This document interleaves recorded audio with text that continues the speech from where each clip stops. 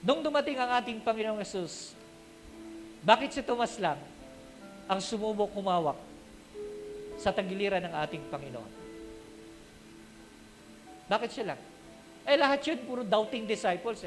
Sabi nung talatang binasa natin, lahat sila kaya naipon dun sa kwarto kasi lahat sila takot. Listen to this. Yung takot ang magpapalayo sa iyo sa Diyos. Pero yung willingness na maabot ang Panginoon ang magpapalapit sa iyo sa Kanya. 2 tao lang po ang uuwi pagkatapos po ng service nito.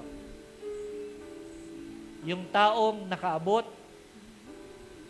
sa ating Panginoon at yung taong natakot at hindi abutin ng Panginoon dahil sa pagdududa. Pero mga kapatid, I encourage you, maging risk taker po tayo. Taga-San Jose po tayo. Tumataya po tayo, lumalaban po tayo. Ano mang bagyo ng buhay, lumalaban po tayo.